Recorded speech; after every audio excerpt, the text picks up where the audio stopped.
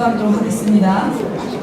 인후는 조롱재 제도 목포로 이사장님 사이로 진행을 하도록 하겠습니다. 조롱재 이사장님 모십니다. 여러분 박수 부탁드립니다. 안녕하십니까. 오늘 첫 주제는 제동소의 명칭입니다. 여태까지 하는 명칭이 다양하게 사용이 되었습니다. 일단 이 제동, 교민, 교포, 동포, 한민족, 한인 디아스포라 등등 이런 명칭으로 불리고 있는데 오늘 이 토론을 통해서 앞으로 이 일상적으로나 학문적으로 어떤 명칭을 사용해야 될지 논의를 하는 좋은 기회가 되었습니다. 오늘 발표를 해주신 임치환 교수님, 공헌해주신 문인민영 회장님께 기대를 많이 하겠습니다. 오늘 발표를 해주신 분은 시간을 25분 드리겠습니다. 25분 드리고 토론자는 7분으로 하겠습니다. 토론이 끝난 후에 플로어의 의견을 듣도록 하겠습니다. 감사합니다. 네, 방금 소개받은 전남대학교 정치외교학과 명예교수로 하고요. 그 다음에 공과 평화연대 이사장 하다가 지금은 제동포 연구원 원장으로 있습니다. 여러분들 뵙게 돼서 아주 반갑고 또 고맙기도 합니다. 고맙다는 이야기는 여러분들하고 함께 이런 문제를 더불어서 계속 봐야 되는데 어쩔 때는 만날 때도 있고 또 못 만날 때도 있고 그런 지면을 통해서 저는 주로 활동을 많이 하고 있습니다. 오늘 그 주제가 대단히 쉬운 주제 같으면서도 대단히 어려운 주제고 오늘 발표 토론을 통해서 결정될 수 있을 것 같지만은 또 결정되지도 않을 것이고 앞으로 이런 주제 문제는 계속 사회적 대화를 통해서 합의를 가져와야겠다. 정권 바꿀 때마다 제목이 바꿔진다든지 이런 일은 없어야 되겠다. 이런 생각이 들어서 제가 이 자리에 섰습니다. 제가 이 명칭에 관해서는 사실은 경험이 아주 많습니다. 제가 그 2003년도에 전남대학교에서 세계 한상 만들기는 2002년에 만들었습니다만 2003년도에 세계 한상문화연구단을 만들어서 그 당시에 정도는 뭐 미국이나 특히 뭐 중앙아시아의 우즈베키스탄, 카자흐스탄 이런 쪽에 있는 그 분들의 삶은 거의 뭐 기획문 수준도 뭐 한 사람 정도 했는데 저희들이 그 당시에 30억을 받아서 물론 준 것이 아니고 경쟁해가지고 전 대학교가 경쟁해서 프로젝트가 선정돼서 요즘 식으로 한 80억이나 뭐 요 정도는 되겠죠. 80억 넘게. 그래서 3년 동안 2003년부터 2006년 동안에 세계 각처에 있는 그 동포들 사연을 일일이 가서 인터뷰하고 조사하고 해서 책을 33권을 만들었어요. 33권.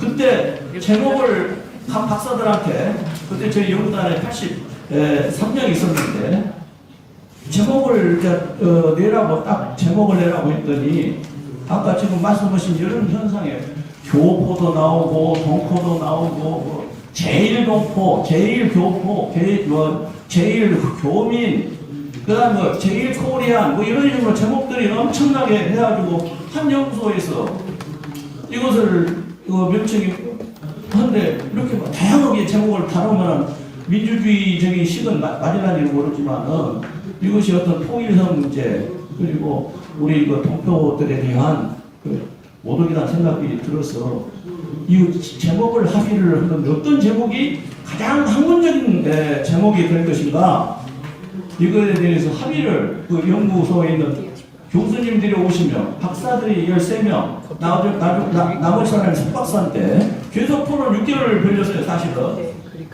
그때 이름이 재외한인이라고 이름을 붙였습니다. 그래서 그 이후로 재외한인이라는 이름이 전부 이게 퍼졌다고 봐야 되겠죠.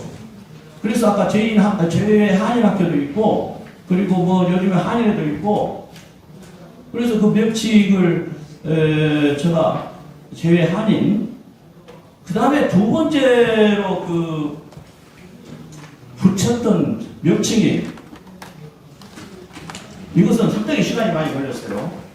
거의 뭐 1년 정도 시간이 이렇게 걸렸었는데, 아까 우리 김성곤 이사장님도 뭐 임채양 교수가 뭐 디아스포라라고 온다고 그 이해도 안 되는 외국말을 쓰냐고 이제 그래서 좀 웃음이 좀 나기는 났어요, 사실은. 제가 그런 건 다른 사람들이 다른 사람이 고맙습니다. 지금 해명할 기회가 있어가지고 명칭에 대해서 시간이니까 해명을 해야 될 것 같은 생각이 들었어요.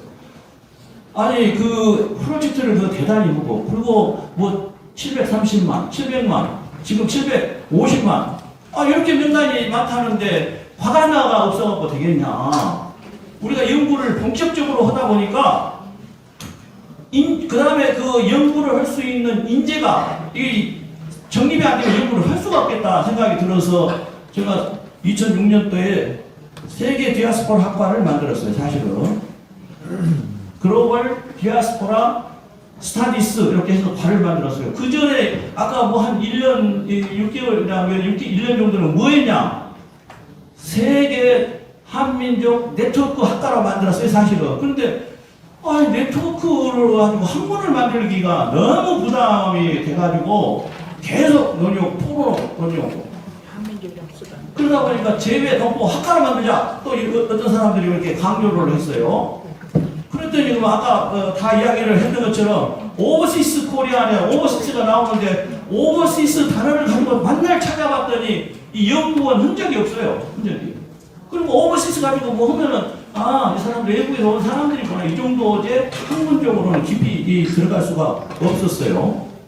그러다가 우연하게 제가 이스라엘 유태인 교수, 정치학과 교수를 초청해서 특강을 할 때가 있었는데, 제가 이거 오버시스 코리안 디파트먼트 스타디스 이렇게 설명을 하다가 한인 디아스포라 학과라고 딱 설명했더니 이 사람이 딱 안 한 거예요. 너무 잘 알아먹고 거기에 대해서 너무 반응도 아주 좋고 이 말이 잘 통했구나. 그래서 이제 디아스포라라는 단어를 쫙 찾아봤더니 우리가 원하는 단어, 우리가 원하는 그 연구의 실적이 세 개 갖고 이렇게 퍼져 있고, 아프리카, 미국의 이 학과가 대부분 이런 식으로 디아스포라로 써졌더라고, 영어로 쓸 때는. 그래서 이제 저희 그 대학원 학과 이름을 바로 그 세계 디아스포라 학과 이렇게 쓰니까 세계에서 유학 온 사람이 얼마나 왔냐? 전체 학생들 중에서 30%는 언제든지 외국 학생들. 그 사람들 지금 다 돌아와서 각 대학의 교수 다 됐어요. 그래서 여기에 한국이 비조가 되겠구나.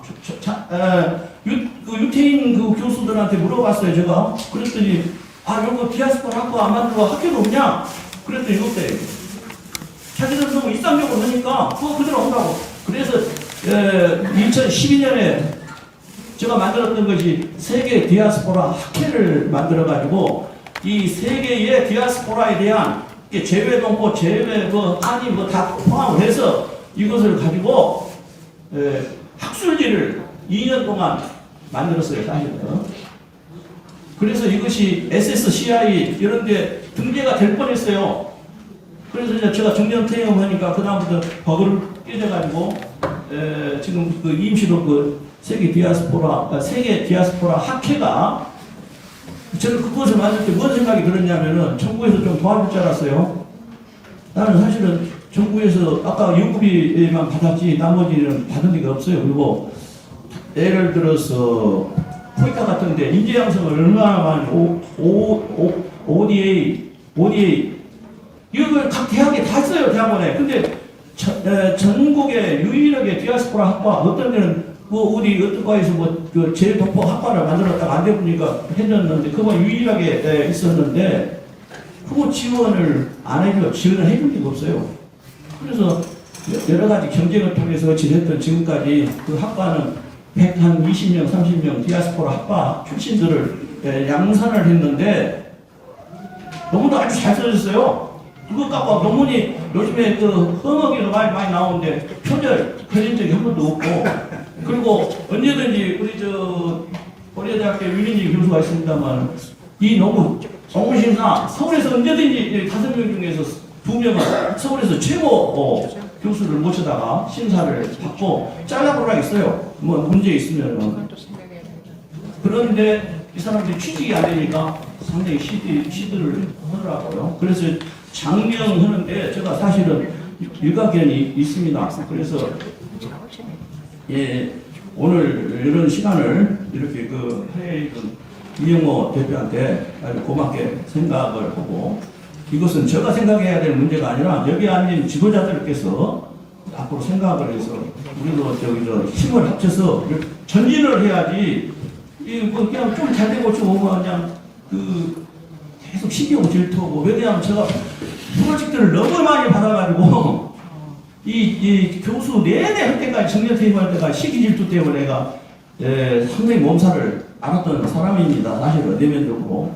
그래서 지금까지 깨끗이 살다 보니까 뭐 아무리 뒤져봐도 나올 것이 없으니까 결국 명예롭게 정년 퇴임을 하고, 또 어째 신차하게 이렇게 또 재외 동포 이런 문제가 돌아가서 앞장서서 또 죽자는 사유로 지금 하고 있는 중입니다. 오늘 결론적으로 이제 2가지 이야기를 하도록 하겠습니다. 첫 번째 문제는 누가 책임이냐?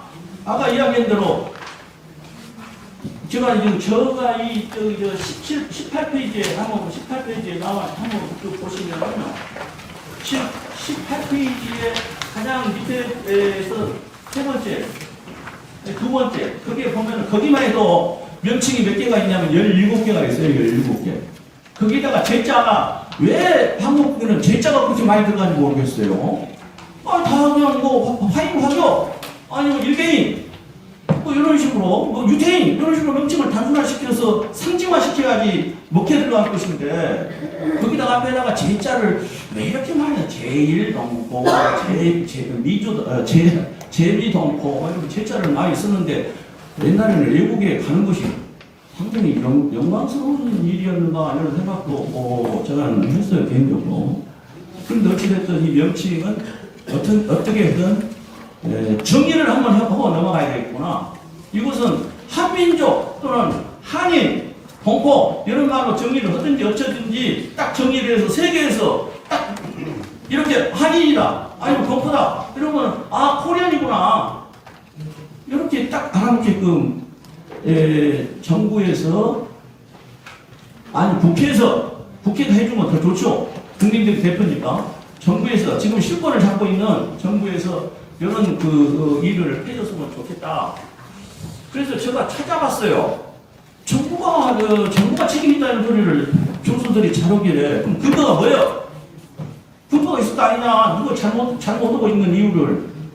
물론 저 연구원 사람들도 이런 문제에 빨리 조치를 하고 정리를 했어야 되는데, 저는 2006년부터 이미 주변 정리를 해본 것은 사실이니까.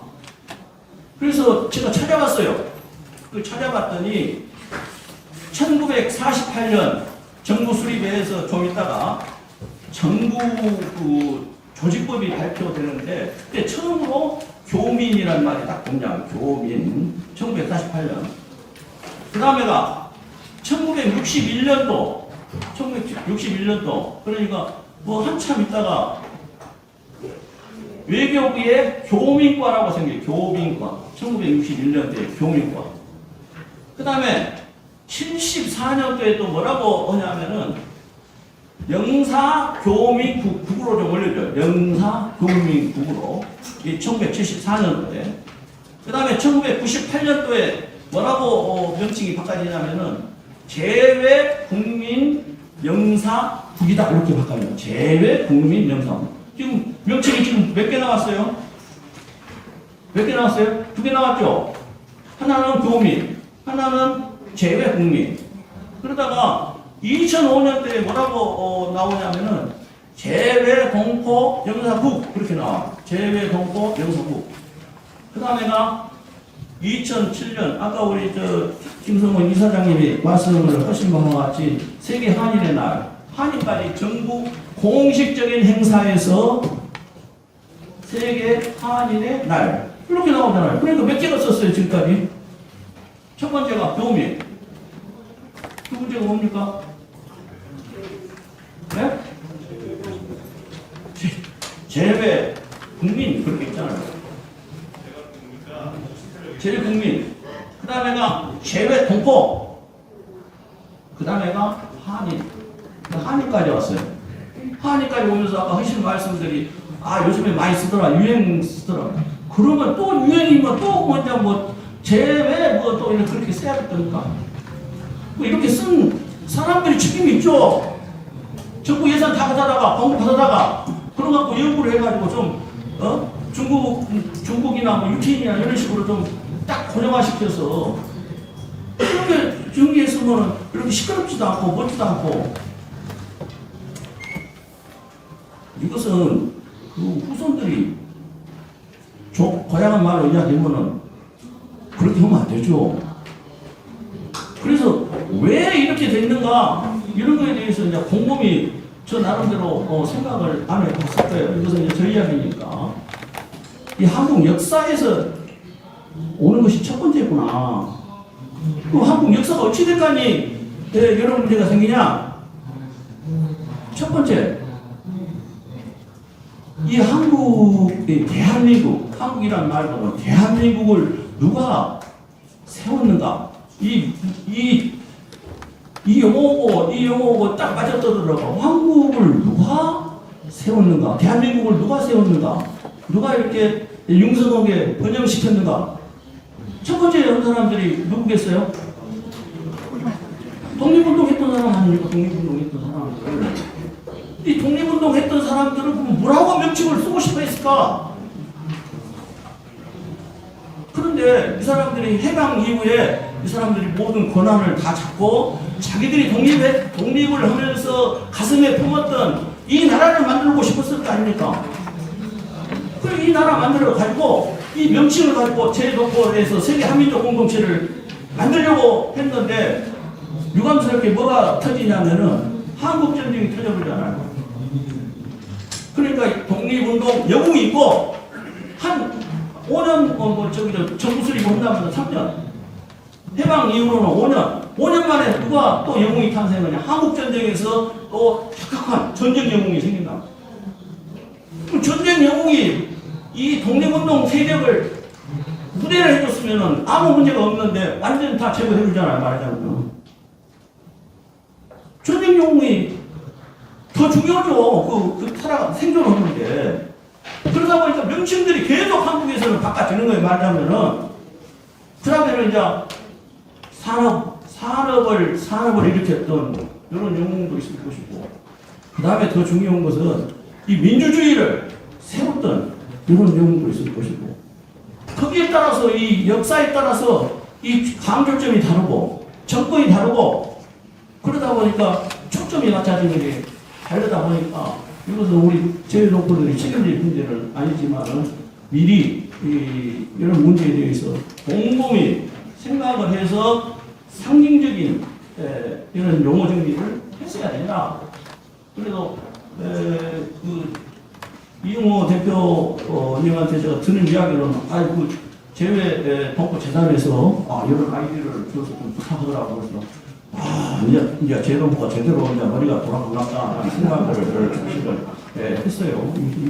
늦게라도 이런 이야기를 할 수 있는 자리, 나는 사실은 학회장을 전국 학회장을 4개를 한번 한 적이 있었는데 이런 거를 좀 해가지고 좀 이 명칭 정리를 좀 2000년 초에 3년, 4년, 5년에 해볼 수도 있었는데 이제 와서 해서 늦은 감은 있지만 그래도 뭐 없는 것보다는 훨씬 낫지 않겠는가 그런 생각을 했습니다.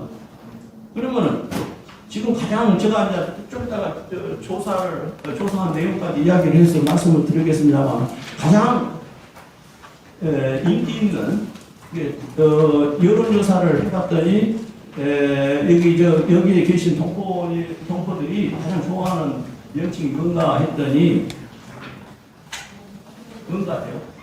디아스포라. 디아스포라는 한국에 인기 없어요. 지금 학문적으로 인기가 있지. 미국에서도 네. 있어요. 예? 미국에서 있습니다. 그렇습니까? 네네. 이게 혹시 진리는 통한다는가요? 첫 번째가 재외 동포가 1번입니다. 그런데 재외 동포 그 용어를 이렇게 생각해 보면 대단히 모국 중심적인 그런 사고를 가지고 있고, 그 다음에가 철통주의적 정서가 강하더라. 철통주의 정서가. 그 다음에가 하나가 바로 무엇이냐?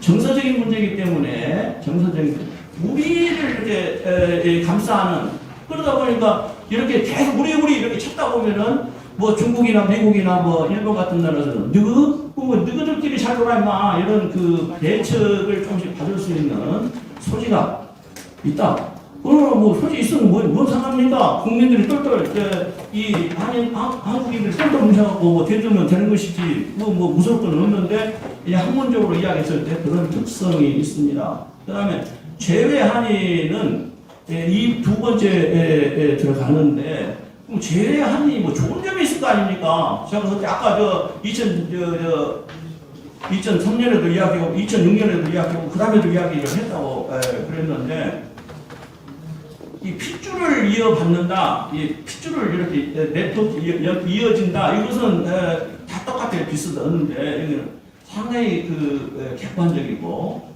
이 학문적이고, 그래서 같이 중립적인 그 요소가 딱 되어 있더라 하는 거고, 또 하나가 뭐냐? 한인? 코리안이구나. 이랬는데 코리안이라고. 당장 사람들이 이거 한인 그러면 코리안. 딱 그러니까 정체성이 분명하죠. 동포는 다 동포라고 하잖아요. 중국도 동포라고 그러고 다른 데 동포라고 하니까 이것은 동포의 이렇게 한국의 서울은 뭐냐? 그거 똑같은 말이죠. 서울이라는 말은 똑같기 때문에 이 정체성이 동포에는 상당히 문제가 되죠. 정체성이.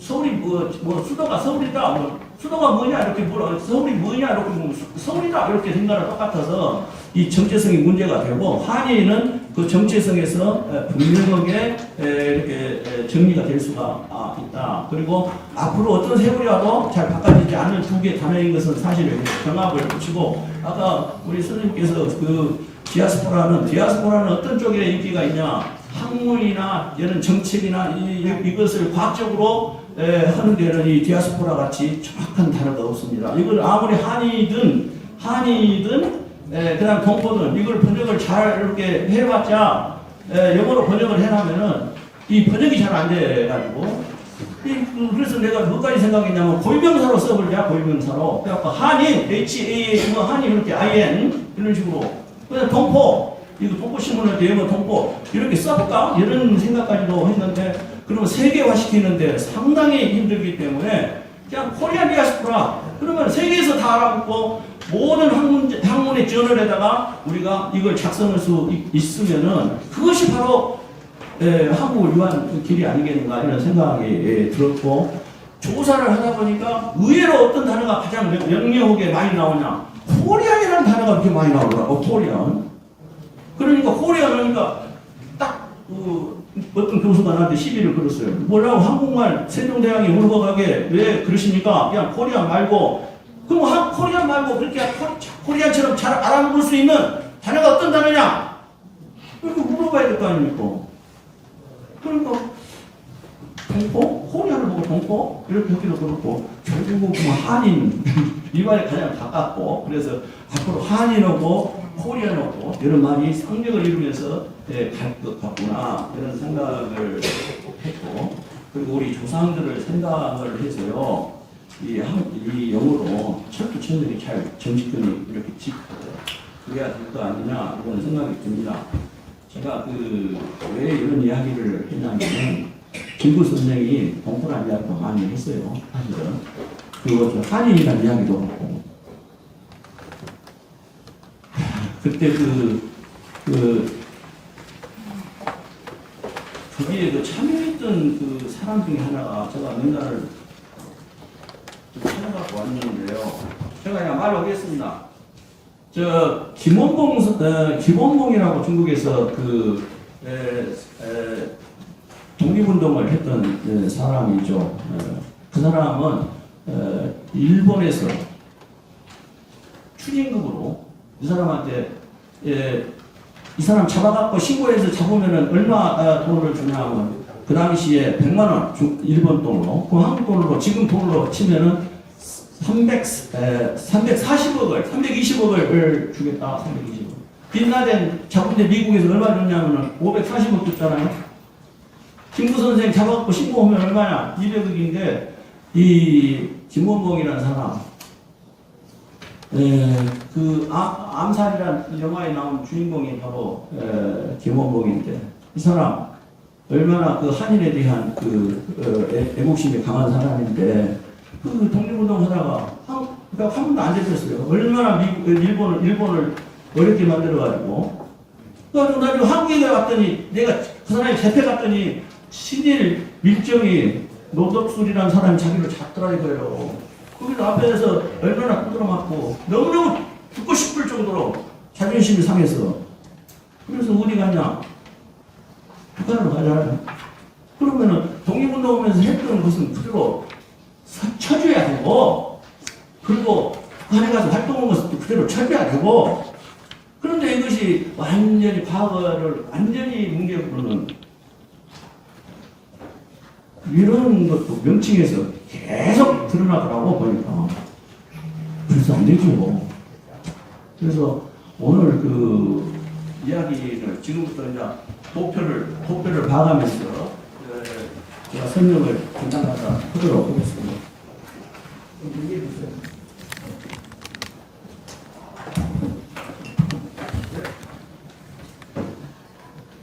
이 목차는 여기 있는 것처럼 목차는 그 아까 이야기했던 제동포와 디아스포라 이렇게 명칭을 비교를 한번 해본 것이고 아니 앞으로 해주세요.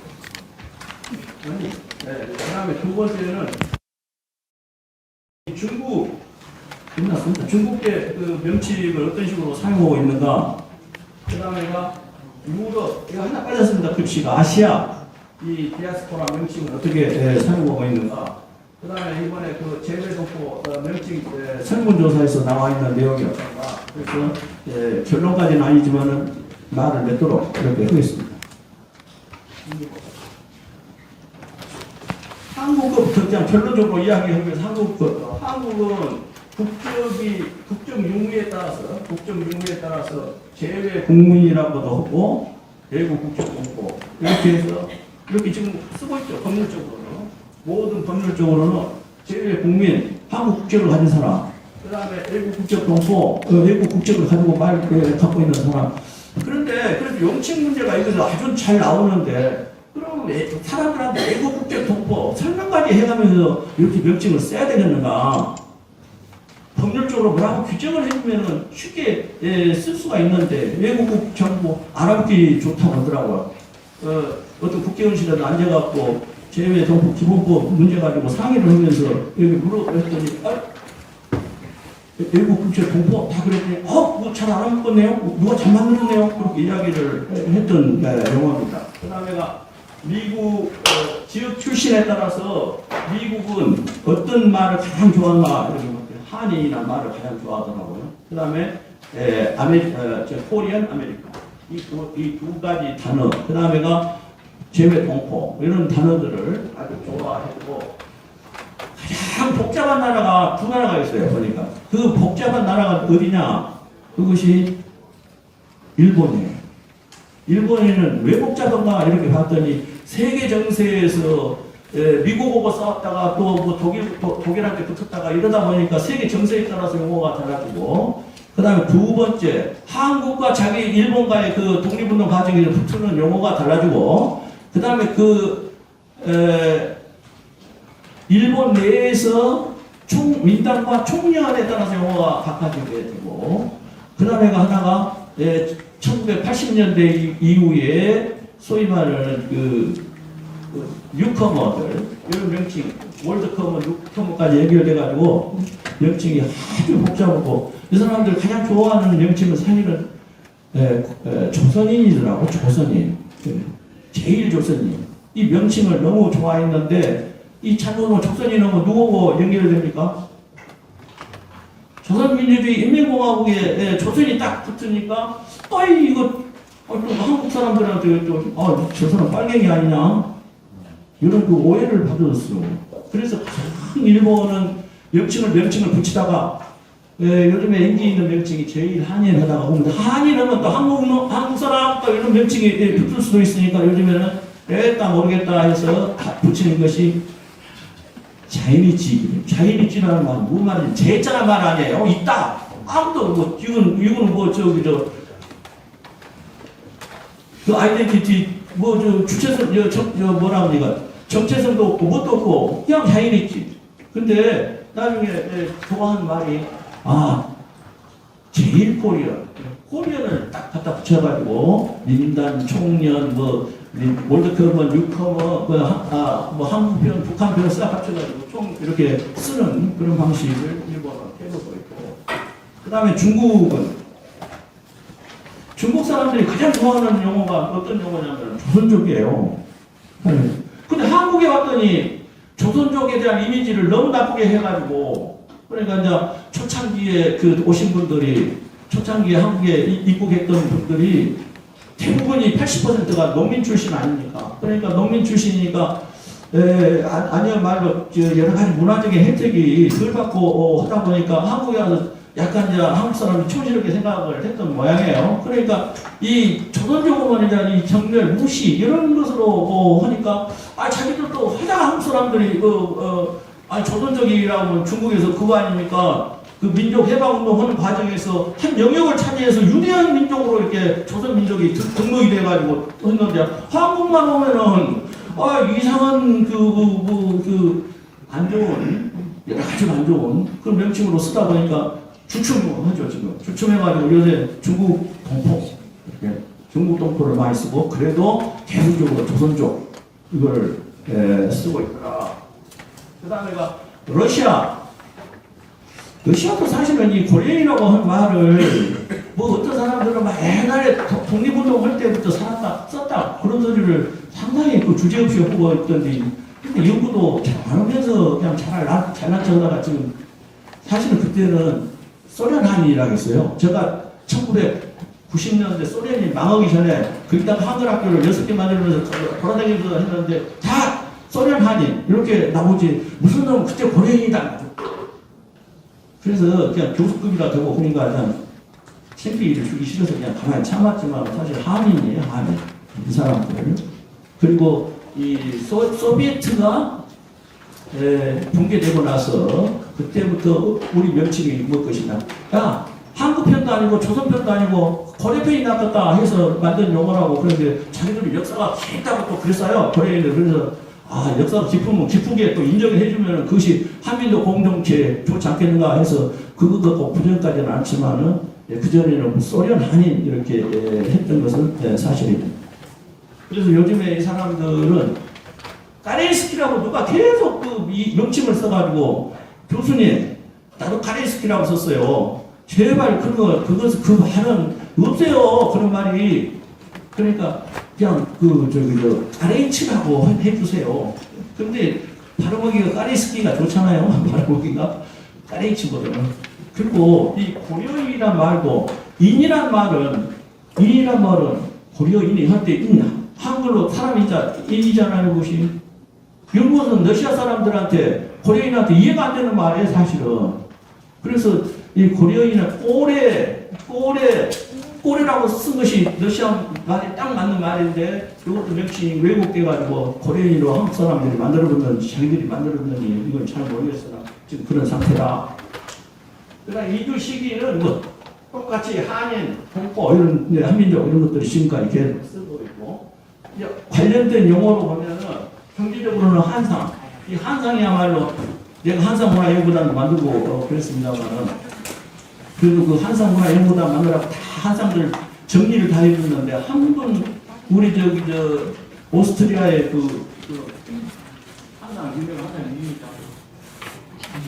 박종범 회장만 어떻게 한번 봐드릴까요? 소리 한 적이 있고 우리 한상에 와서 한 200명이 와서 강의를 일주일에 한 번, 2주에 한 번 와서 했는데 박종범 회장만 어떻게 도와줘? 괜찮습니다. 나는 받으려면 1억이나 2억을 받아가지고 세계의 한인들 자녀들을 이거 와서 다 교육을 시켰으면 좋겠다 이렇게 생각을 하고 있는데 좀 봐주면 그냥 안 받은 거 많죠. 깨끗하고 좋죠. 들어가. 그래서 그렇게 200명이나 모시고 자기가 뭐 앞에서 강의시키면은 뭐 나는 이병철만큼이나 돈 있어 뭐 이런 사람도 많이 있었는데 그거 좀 다르고요. 그 다음에 그 한상이라는 단어는 세계적으로 성공을 했고 잘된 용어 중에 하나다. 그 다음에 법사회적으로는 제외국민 외국적 공포. 그 다음에 학술 교육적으로는 한글, 한국어, 한인 디아스포라 이렇게 해서 정리를 했는데 결국은 동포 한인. 거기다가 앞에 이제 나라에 따라서는 제외 동포, 제외 한인, 재미 동포, 재미 한인 이렇게 쓰면 좋고 이런 것은 학술적으로든지 그 다음에 공동체를 외국에 소개할 때는 코리안 디아스포라 이렇게 쓰게 되면은 상당히 코리안 디아스포라가 디아스포라가 유태인들만 이야기할 것 같지만 요즘에는 그 개념이 싹 바꿔져가지고 아주 잘 우리가 쓰기 좋게끔 만들어진 용어고 그 용어 그런데 기회했던 사람이 우리 윤희님 그 아닙니까? 그래서 한번 넘기면서 한번 보시죠. 그래서 이번에 1,000명 정도 됐죠? 아니 1,000명 정도 이렇게 조사를 했어요. 재미 여기서 지금 앞에 보면은 잘못됐습니다. 저것이요. 왜 동포 용어 설문조사가 아니라 미국에 있는 한인 회장들, 그다음 회원들 이런 사람들 1,000명을 대상으로 해서 온라인으로 또 인터뷰로 이렇게 했는데 재미 동포 용어를 어떻게 인식하고 있냐? 여기 저 논문에는 인식으로 되어 있어요. 재미 한인 인식으로. 그랬더니 얼마나 응답했겠어요? 응답 얼마나 했겠어요? 147명. 그래서 하나의 엉망으로 해가지고 146. 그래서 13%. 그래서 그 조사한 사람한테 제가 그래서 종은 누구를 위해서 올린다 그랬어요. 내가요. 아니 동포들이 한국에 와서 욕도 잘하고 뭐를 안 해준다 막 대들고 질문지 하나 해주라 했더니 질문지를 갖다가 13% 아는 그 재미 동포들 뭐가 하냐는 이야기냐 이런 거라도 좀 협조해가지고 반이라도 해줘야지. 그래서 앞으로 한국에서 좀 의뢰하고 그러면은 좀 반이라도 하게 좀 해주세요. 그래야지 우리가 조사를 해가지고 분석을 정확하게 해하고 데이터를 가지고 제시를 해야지 그것이 앞으로 과학적으로 정책적으로 반영이 될 거 아니냐 생각이 들어요. 그래서 13% 넘어잖아요. 140. 우리 김용필 대표가 하는 것은요. 더 말하면 좀 창피하니까 이따가 직접 드세요. 그냥 그래서 그때 봤더니 일상적으로 가장 적당한 용어가 뭐냐? 동포 한인이다. 그래서 두 개를 앞으로 이제 잘 발전시키면 되지. 코리안이라는 단어를 어떻게 쓰자는 사람이 없었는데 이 코리안을 위해서는 뭐 관심도 없는데 12% 앞으로 이 발전 속도로 봐서 이제 코리안도 다른 중요한 용어로 인정을 하고 있고 그다음에 법률적으로 학문적으로는 결국은 그것도 동포고 한인이고 그다음에 이 디아스포라가 그리고 프리퀀시 이 빈도수가 4개 이렇게 되고 코리아는 역시 인기가 있어서 15% 이렇게 빈도수가 15% 해가지고 10% 정도 이런 결과가 나왔습니다. 그래서 대충 짐작을 이렇게 하시면 크게 틀린 이야기는 아니고 이것은 시작일 뿐이고 앞으로 이제 이런 거를 가지고 이제 본격적으로 이제 아주 정밀하게 조사 연구를 하려고 합니다.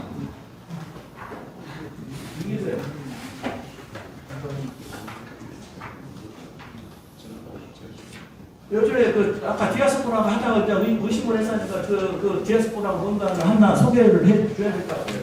국제이주라 국제이주, 초국가주의, 다문화주의, 다중정치에서 그다음에 이 한인 학교 유대인, 인도인, 그다음에 세계 한인, 아일랜드, 헝가리, 아르메니아, 쿠르디스탄 이런 거요 다 디아스포라라고 이제 국제이주라 하는데요. 그러니까 이 사람들 마음속에 뭐가 있는가 하는 것을 한번 그 고전적 의미로는 민족 분산, 민족 이산, 이것은 누가 썼냐?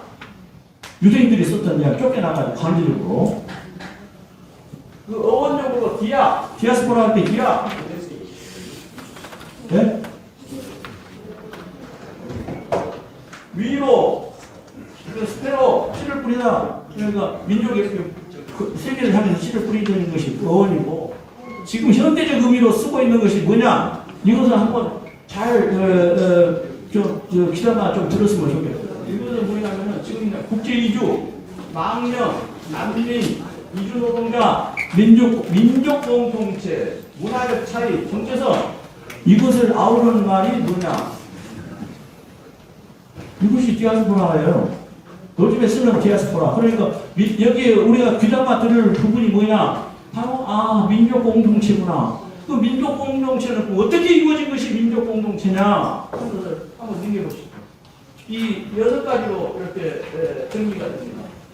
이산성, 그게 분산된다 그런 말도 되지만 모국, 한국이라는 위대한 나라에서 태어났다는 신화가 있어야 되고, 그 다음에 종족 정체성이 있어야 되고, 그 다음에가 모국 연계성이 있어야 되고, 모국에 대한 집단적 헌신이 있어야 되고, 그 다음에 어느 나라인가라는 귀환을 해야 되고, 이 6가지가 합쳐져야지 그 디아스포라. 이것을 예를 들어서 동남아에서 한국 이주하는 것을 갖다가 그 사람 보고 디아스포라라고 하겠습니까? 그러니까 우리가 이런 쪽으로 정의를 딱 해놔야지 아까 말한 대로 세계 한민족 평화 공동체가 정확하게 이루어질 수 있는 것이죠. 이것이 안 되면 이걸 갖다가 그냥 단순하게 이주해가지고 미국에 싹 흐트러져가지고 지도 손해보고 미국도 손해보고 안 되겠어요.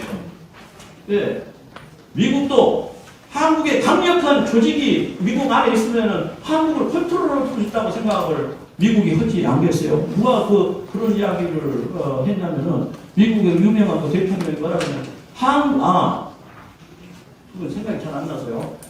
미국 대통령이 그래서 200만 한인들, 개미 한인들 그것이 바로 한국을 살린다 이렇게 이야기를 했어요. 우리는 한국에서 뭐라고 그 미국에 있는 200만 명, 정확하게는 250만 명, 60만 명 이것 때문에 한국이 앞으로 보호받을 수 있다 이렇게 생각할 수 있는 것이죠. 그리고 이 동포들을 통해서 어디로 가냐? 러시아하고도 친할 수 있고 중국하고도 친할 수 있고 중국도 이 강력한 이 조직을 한국 안에 갖고 있으면 한국에 영향을 해서 사용하려고 하지 않을까요? 그러니까 이거 흩어지면은 그거 아무것도 안 되는 것이죠. 맹물같이. 그것이 바로 미국이 원하는 방식대로 지나가는 거 아니겠어요? 흩어져가지고 아무도 없는 상태. 그러면 서로 얻은 것도 없고, 주시도 않고, 그러지 않겠냐, 이런 생각이 듭니다. 결론이 이제 세 가지인데요. 하나는, 윤인진 교수가 제시했던 이야기인데, 앞으로, 이건 시작입니다. 그래서 이 동포 명칭 선정위원회를 만들어가지고 앞으로 계속 사회적 대화를 통해서 어떤 정권이 들어든 어떤 정치 집단이 들어든 아까 말한 대로 8.15 독립 집단이 들어든 그 다음에 한국 전쟁 집단이 오든 일정하게 이렇게 가는 그 명칭을 변함없이 하는 지금 그 한국에서 통일 방안이라는 거 있거든요. 이 통일 방안은 이것은 진보 정부이든 보수 정부에도 똑같이 쓰고 있어요. 그래서 그런 식으로 우리 이것을 만들어갈 필요가 있었다. 그리고 앞으로는 재외 동포, 세계 한인, 그리고 글로벌 코리아 이런 식으로 써야 될 것이고 학문적으로는 한인 디아스포라다.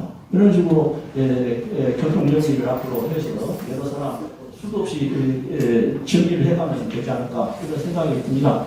말을 많이 해서 죄송합니다. 어제 발표 시간이니까 말 많이 한 것이지 할 필요가 있겠습니까? 가만히 있으면 세상 돌아가게 돼 있는데 그래서 이렇게 만나서 반갑고 또 저 이야기 들어줘서 고맙고 그리고 앞으로 그 한국 또 해외에 있는 디아스포라 커뮤니티 같이 힘 합쳐서 잘 나갑시다. 감사합니다. 다음 우리 윤인진 교수님께서 저는 인천 교수님을 아카데믹 안트로프너라고 이렇게 부르고 있습니다. 어떤 기업가들이 어떤 새로운 산업을 일으키는 것처럼 임채한 교수님은 학문 분야에서 세계 항상 문화연구장이라든지 디아스포라 학과와 같은 사실 한 개인이 하기 어려운 그런 큰 과제들을 성취하신 그런 분이시고요. 사실 이 재외동포의 명칭에 관련해서 이렇게 하나의 원고를 만들 수 있다라고 생각을 못했습니다. 저 자신도 제게 글을 쓸 때 글에 있어서의 어떤 용어의 일관성을 높이기 위해서 앞으로 이러이러한 용어들이 있는데 이 글에서는 어떤 용어를 사용하겠다. 필요에 따라서 상황에 따라 서로 이렇게 같이 사용할 수 있겠다 정도로 마치는 것이 일반적인데 이번 원고처럼 이런 재외동포와 관련된 해외의 사례 연구라든지 또는 국내에서의 어떤 명칭의 변화 그리고 또 어떤 여론조사를 통해서 동포들이 선호하는 용어가 어떤지를 정리를 해서 이렇게 하나의 글을 만든다는 게 사실 그렇게 쉽지 않은데 그런 면에서 앞으로 우리가 이 재외동포의 명칭으로서 적합한 것이 무엇인가를 선정하는 데 있어서 저는 굉장히 유익한 정보와 방향을 제공한다고 생각을 합니다. 그래서 지금까지 우리가 재외동포라고 하는 말이 쓰여진 데는 외교부의 저는 어떤 관행 또는 기존의 조직 이 영향이 크지 않았나 싶어요. 과거에는 사실 해외 교포라고 하는 말이 더 많이 쓰여졌는데 이렇게 재외동포라고 해서 재외라고 하는 용어가 앞에 사용된 외에는 외교부에서 중국의 경우는 이게 육지로 연결되어 있으니까 해외가 아니다 라고 하는 논리가 있었고 또 외교부 안에 재외 공간이라고 하는 용어들이 있어서 해외보다는 재외가 더 포괄적이다라고 생각을 했고 그것이 이제 재외동포라고 하는 용어를 사용하고 또 재외동포 재단이라고 하는 용어도 그렇게 해서 나온 것으로 생각을 합니다. 그런데 만약에 우리가 동포라고 하는 그냥 용어만 사용하게 되면 이 재외라고 하는 것을 둘러싼 논란은 없죠. 그리고 사실 우리가 재외동포라고 이름을 하게 되면 영어로 하면 overseas 또는 abroad라는 뜻이거든요. 앞서 우리 임 교수님께서 말씀하셨던 것처럼 굉장히 모국 중심의 사고입니다. 모국이 중심이고 결국은 밖에 해외에 있는 동포를 지칭하는 것이기 때문에 상당히 이제 모국 중심의 사고가 된다고도 볼 수 있죠. 이제 그런 면에서 만약에 우리가 동포, 한인이라고 하는 용어를 사용하게 되면 이게 뭐 재외냐 해외냐 하는 논란 이런 부분에서 벗어날 수도 있겠다는 생각이 듭니다. 그런데 우리가 만약에 동포라고 하는 용어만 사용하게 되면 또 지역성을 지칭을 할 수가 없어요. 그러니까 동포는 전 세계에 있는 동포를 총칭해서 사용할 수는 있지만 특정 지역에 있는 동포를 우리가 가르칠 필요가 있잖아요. 그럴 때는 어쩔 수 없이 우리는 뭐 재미동포, 제일동포, 재영동포라는 명칭을 사용할 수밖에 없고 현재로서는 저는 필요하다고 생각을 합니다. 그리고 또한 우리가 동포라고 하는 용어만 또 총칭해서 사용할 경우 이것은 어떤 혈통을 공유하는 사람이라고 하는 것을 가리키지 정말로 밖에 있는 동포를 또 지칭하기도 어려운 그러한 또 어려움이 있습니다. 그런 면에서 세계 한인이라고 하는 용어는 어떤 지역성도 가리키고 또 세계라고 하는 용어가 단지 모국 중심만은 아니거든요. 그런 면에서는 세계 한인이라고 하는 용어를 사용한다면 이것은 지역성도 나타내면서 그리고 또 어떤 총칭할 수 있는 그런 면에서 적합하다고 보고 지금 재외동포 재단에서 개최하는 많은 행사들, 뭐 세계 한인의 날, 세계 한인 차세대 대회, 또 세계 한인 회장 대회 등 그래서 세계 한인이라고 하는 용어가 많이 쓰이고 제가 볼 때 참가자들이 특별히 어떤 문제의식을 갖고 있지는 않다. 그런 면에서는 그래도 적절한 용어라는 생각을 갖고 있습니다. 끝으로 제가 말씀드리고자 하는 것은 명칭, 호칭, 용어라고 하는 것은 공공재라고 하는 거죠. 그래서 뭐 한 개인이 내가 이것이 옳다고 해서 좋다고 해서 쓸 수만은 아닌 거죠. 그뿐만 아니라 이 명칭이라고 하는 것은 이 이름을 부르는 사람과 불리는 사람과의 관계를 또 의미합니다. 따라서 서로가 그 용어에 대해서 긍정적인 생각을 갖고 또 이 관계가 생산적인 관계로 발전할 수 있는 의미를 담아내는 용어를 찾아내는 것이 저는 굉장히 중요하다고 생각해요. 오늘 우리 임 교수님께서 그와 같은 논의를 시작하는 물꼬를 튀었다라고 생각되는데, 저는 이런 용어가 사실 어느 한 연구자의 탁월한 성찰에 의해서 조사에 의해서 이것이 사회적으로 인정받을 수 있겠느냐라고 하는 거죠. 앞서 말했던 것처럼 명칭은 공동체이기 때문에 그것은 어떠한 사회적인 인정을 받을 때 그 효력을 발휘합니다. 그런 의미에서 저는 우리 임 교수님께서도 먼저 말씀드렸다시피 가칭으로 공포 명칭 성정위원회와 같은 공식적이고 우리가 정당성을 인정받는 그 위원회가 이 문제를 놓고 좀 충분한 조사와 수기와 합의를 거쳐서 선정을 하고, 일단 선정이 된 다음에는 우리가 그것을 일관되게 사용하는 이런 것이 필요하다고 생각해요. 저는 우리가 사회 문제라든지 갈등을 풀어가는 데 있어서 저는 그 실용적인 접근이 매우 필요한데, 실용적인 접근을 하는 조건은 저는 축적이라고 생각해요. 축적의 반대는 반복입니다.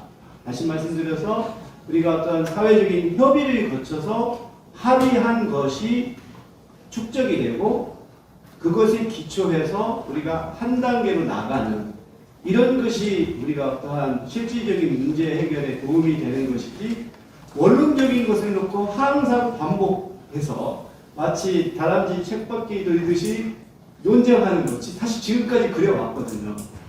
이런 것은 저는 우리가 앞으로는 지양해야 하지 않겠나. 그래서 우리가 이런 문제의식을 갖고 있기 때문에 좀 재외동포 재단이 좀 중심이 돼서 동포와 또 시민사회와 함께 참여해서 앞으로 정말 우리에게 적합한 바람직한 용어는 무엇인가, 명칭은 무엇인가를 해가지고 충분한 조사와 협의를 이루고 또 동포를 대상으로 또 한번 의견을 수렴을 해서 정해지면 그것을 일관되게 사용하는 이럴 때도 저는 일종의 좀 더 유연성을 가질 필요는 있다고 봐요. 그러니까 우리가 가장 보편적으로 일반적으로 사용하는 명칭이 있고 또 상황에 따라서 또 유연하게 사용할 수 있는 것들을 함께 제안하는 방식으로 나가야 우리가 좀 앞으로 한 단계 나아갈 수 있지 않겠나 하는 생각을 합니다. 네, 마치겠습니다.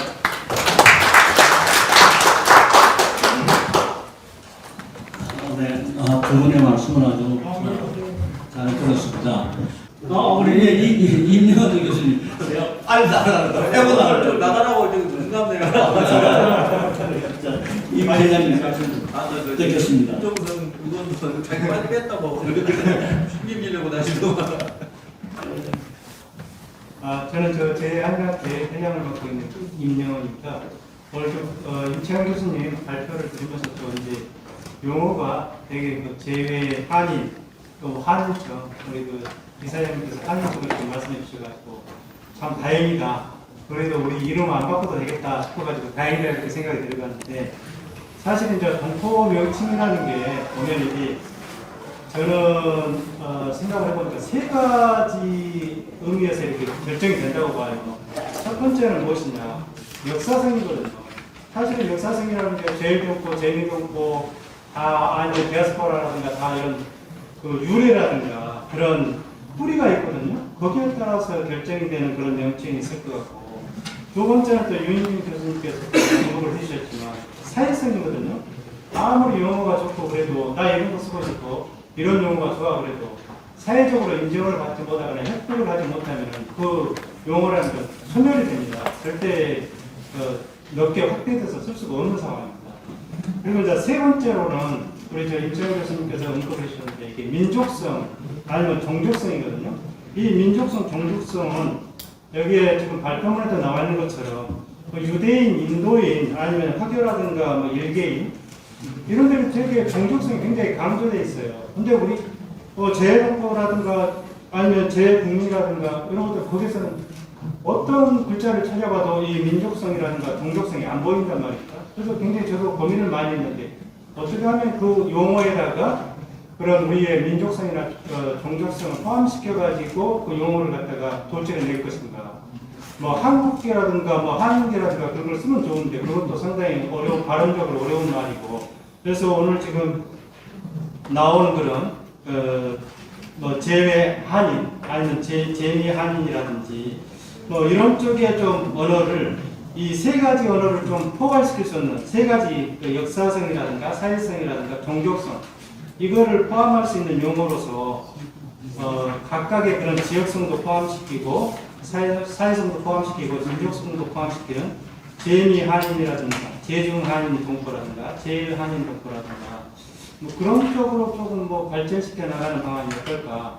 그리고 사실 이 장소에서 그걸 갖다가 완벽하게 또 이 용어를 갖다 결정짓는 것은 상당히 어려운 상황이고 이거를 좀 더 깊은 논의 아니면 그 합의를 통해서 뭔가 일반적으로 저희들이 사용할 수 있는 용어로 이렇게 만들어갔으면 좋을 것 같습니다. 현재 그런 재외동포라든가 재외국민 같은 경우는 상당히 좀 그 당시에는 좀 깊은 고민에 의해서 만들어진 측면도 있겠습니다만 또 사회적으로 이렇게 환경이 변하고 또 이렇게 2세, 3세들이 많이 나오고 있는 상황이고 그리고 제일동포만 해도 지금 현재 제일 코리안보다는 코리안계 뭐 일본인이라든지 제일동포라고 하면 이제 싫어합니다. 제일 그 동포들은 우리가 왜 제일부터 붙여야 되냐 아니 뭐 제일 코리안도 좀 애매하다 그러니까 그리고 현재 또 일본 같은 경우는 수학에 또 역사적으로 특수하다 보니까 이게 과거에는 귀화자 수가 많아졌는데 지금 어떤 상황이 일어났냐 일본인들하고 굉장히 결혼하는 비율이 높아지기 때문에 그러니까 일본인과의 결혼에 의해서 태어난 2세, 3세들이 굉장히 많아지고 있는 상황이거든요. 근데 그런 사람들을 포함시키려고 하다 보니까 코리안계 일본인 이런 식으로 지금 갈 수밖에 없는 상황이에요. 그러니까 아마 미국도 거의 비슷한 그런 현상이 나타날지는 모르겠는데 그런 것들을 포함해서 좀 적당한 용어를 앞으로 만들어가고 합의를 도출해 내야 되지 않을까 이렇게 생각합니다. 이상입니다.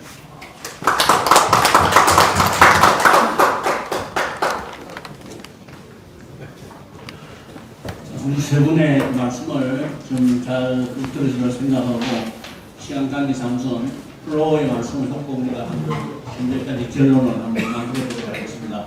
프로에서 질문하실 분 계십니까? 한 2분 정도 받겠습니다. 우리 정기훈 명지대 교수님 좀 높게 오셨네요. 감사합니다. 말씀해 주세요. 네, 말씀 잘 들었습니다. 저는 어차피 지금 동포 명칭이 바뀐 역사를 아주 잘 들었고요. 근데 지금 현재 저희가 지금 현재 저희 나라에 일어나는 일도 좀 감안을 해주셨으면 해서 사실 저희가 밖으로 나가는 에미그레이션이라는 개념에서는 사실 나가고 나면 한국 안에서는 별로 관심을 안 가졌습니다.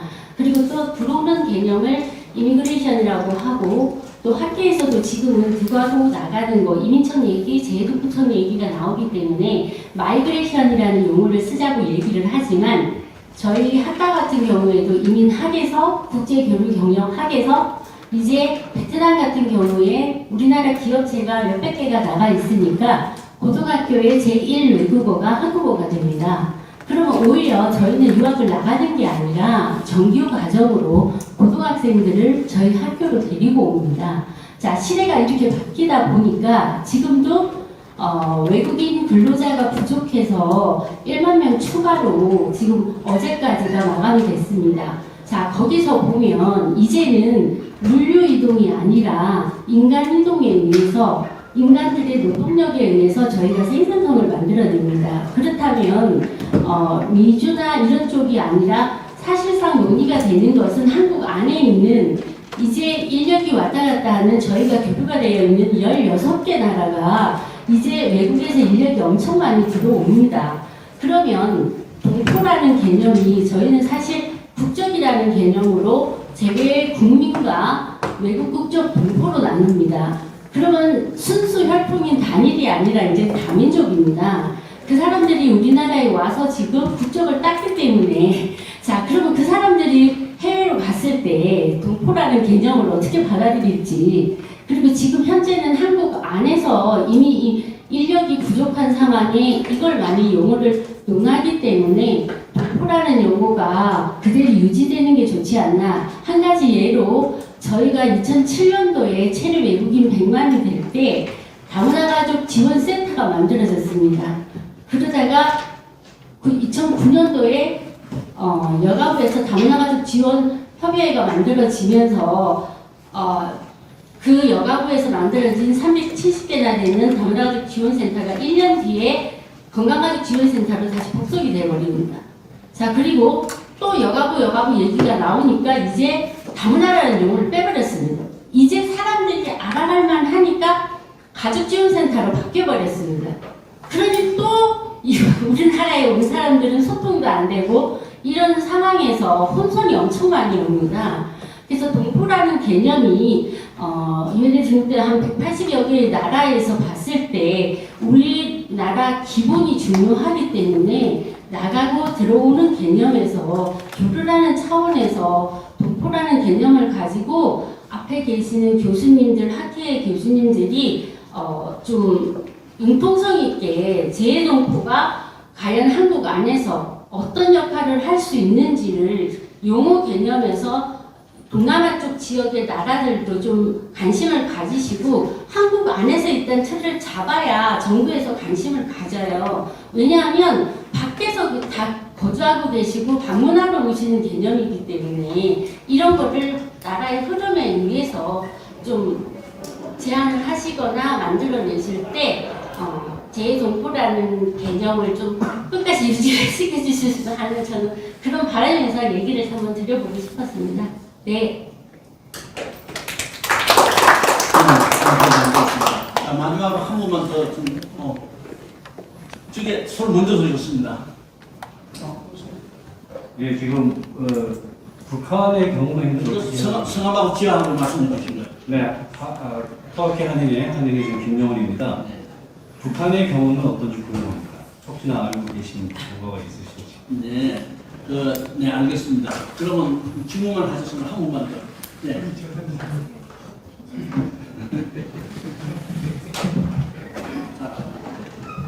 네, 안녕하십니까. 그래? 안녕하세요. 저는 미국에서 왔습니다. 네, 미국 LA에서 왔는데요. 그럼 현재 미주안에 총련한테 총괄 수석을 맡고 있는 폴송입니다. 명칭 가지고 말씀을 하셨는데 여기 써 있는 거 보면 폴송이라고 합니다. 어떤 사람은 저보고 폴씨냐고 그러는데 저는 송씨입니다. 네. 제가 사는 곳은 리버사이드인데요. 리버사이드는 도산한청원 선생님께서 독립운동을 하신 곳이고 그때 그 도산한청원 선생님의 이 연설문 그거를 쭉 보면 동포라는 말이 굉장히 많이 나옵니다. 저희가 1903년도에 최초 이민이 일어난 이래로 저희 이 한인들이 바깥에 나가기 시작해서 그때 동포라는 말을 많이 쓰셨어요. 김철 교수님이 말씀하셨듯이 김구 선생님도 말씀하셨고 그래서 현재 그 동포라는 말이 저희들한테 굉장히 가까이 다가오는 건 사실입니다. 그러나 지금 제가 말씀드리고 싶은 거는 재외 한인이라는 것이 훨씬 더 저희들한테 지금 맞다. 그것은 왜 그러냐면 영어로 쓰면 그냥 어버시스 코리안이나 아니면 미국에서는 코리안 아메리칸이라고 이렇게 얘기를 합니다. 그런데 동포라는 말은 잘 안 써요. 그리고 지금 현재 국내에서 동포라는 것에 대한 친근감이 과연 얼마나 될까? 그런 것도 한번 고민을 좀 해주셔야 되고요. 그 다음에 한인들이라는 기본적인 개념을 조금 틀리게 생각을 해줬으면 좋겠습니다. 뭐냐 하면 제가 아는 친구가 있는데 그 친구는 자기 어머니가 한국 사람이고 아버지가 흑인이세요. 흑인 병사로 와서 여기서 이제 미국에서 태어났는데 그 친구로 뭐라고 그러느냐 하면 제가 야 너 half 코리안이다 그러면 자기가 무슨 코리안이라 그래요? 아니라고. 그런데 그 친구는 코리안입니다. 그 친구는 어머니가 코리안이고 한국 음식 다 먹고 이 한국에 대해서 굉장히 우호적이에요. 그런 친구들도 한인으로 끌어들여야 돼. 근데 동포라는 말을 그 친구한테 어떻게 표현을 해서 할 수가 있는지 저희들은 일반적으로 앞으로 가야 되는 길은 재외 한인으로 부르는 것이 그것이 옳다. 이렇게 저는 생각합니다. 네, 잘 들었습니다. 그럼 이번에는 제동포 재단의 금영 이사님 한번 좀 말씀해 주시죠. 아까 손을 드셨는데. 네. 오늘 제가 제주도에서 이렇게 헤엄쳐서 여기까지 온 보람이 있는 것 같습니다. 너무나 의미 있는 말씀을 많이 들었고요. 임치환 교수님 강의가 두 번째는 오늘도 쏙쏙 또 귀에 잘 들어오는 것 같아요. 감사합니다. 네. 오늘 그 말씀하신 유명한 회장님도 그렇고 유민진 교수님도 그렇고 세 분이 말씀하신 내용 이 부분에 대해서 공통적으로 걸리는 부분은 앞으로 더 이걸 더 넓게 깊게 학계나 여러 가지 다양하게 논의를 더 진행해서 뭔가 좀 도출을 해야 되지 않을까라는 그런 말씀인 것 같아요. 그래서 저희 제동포 재단이 지금 재외동포청으로 좀 속도가 빠르게 진행되고 있는 이 과정에서 그렇다면 또 재외동포청이라는 이름이 과연 일당한가라는 말씀도 나올 수 있잖아요. 오늘 말씀 들어보면 그렇기 때문에 이런 부분에 대해서 명칭에 대해서 한번 좀 더 넓고 깊게 하는 그런 자리를 저희 재단에서도 좀 노력을 할 거고요. 오늘 이 세미나 정책 토론회의 그런 어떤 내용도 우리 재외동포 신문에서 조금 좀 심층적으로 보도를 해주시면 조금 더 또 다시 이게 어떤 모멘텀이 돼서 더 잘할 그런 느낌이 듭니다. 저는 이제 뭐 외교관 생활 한 30년 하면서 최초의 교민교포라는 말을 공문서에 쓰다가 90년도인가 그게 이제 굉장히 더부살이 글자잖아요. 남의 더불어 산다는 그런 더부살이 글자, 일본식 한자가 옳지 않다라는 말로 해서 재외 국민동포가 바뀌었는데 현실적으로 국내에서 바라봤을 때 해외에 계신 동포분들을 부르는 말하고 해외에 살고 계신 동포분들끼리 심지어는 해외에 거주하는 외교관들도 공국에 보고를 할 때도 무슨 말을 써야 될지 애매해지는 거예요. 근데 제가 직전 임지에서 큰 사고가 한 달 정도 지속됐는데 어떻게 용어를 써야 될지 저도 해외에서 그래서 뭐 당지, 체류, 우리 국민 및 동포 이렇게 쓰는 거죠. 법적으로 당지, 체류, 우리 국민 법적으로 우리가 보호해야 되는 거고 또 동포도 우리 국제가 아니지만 우리가 또 케어해야 되는 분들이기 때문에 그렇게 공문서가 나왔던 기억이 나요. 그리고 또 여행객은 뭐냐?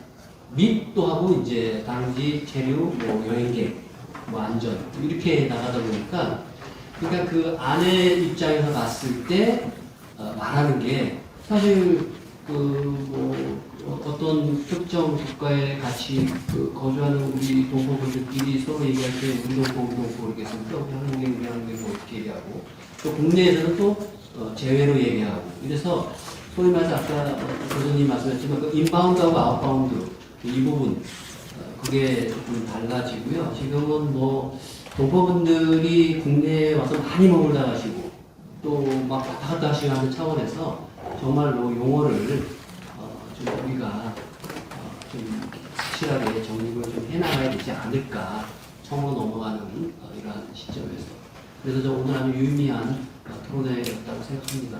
감사합니다.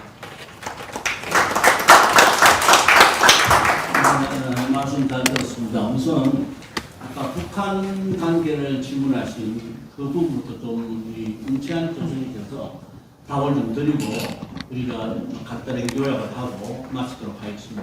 네, 감사합니다.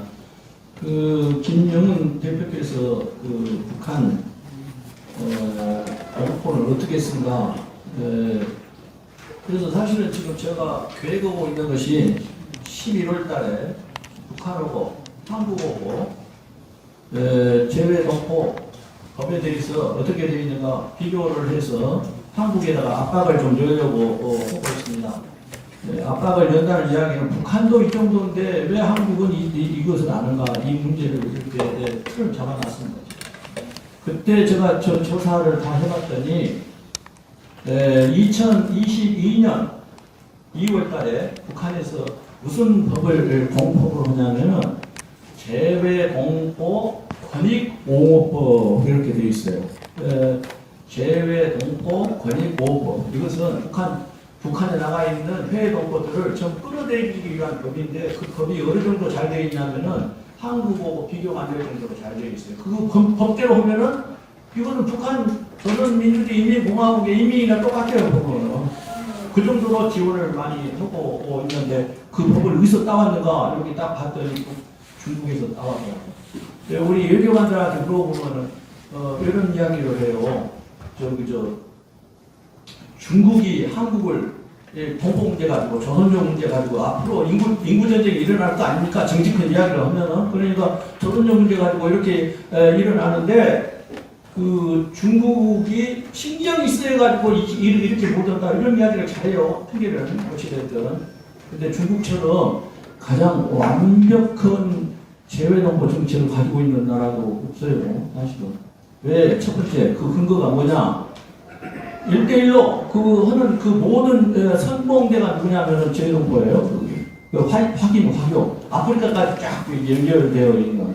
그 다음에 두 번째, 우리는 기껏해야 어디가 있습니까? 재외동포 재단이 외교부 산하에 있잖아요, 지금. 근데 여기는 국무원 산하 중에서도 통전부라고, 통일전선부라고 하는데, 통일전선부는 공산당 당 체제에서 가장 높은 지역이 있는 거 아니에요? 그 밑에 바로, 지금 이야기하는 이 교민위원회가 있죠, 교민위원회가. 그러니까 그 막강하죠. 그 후계는 어디가 있냐? 바로 잘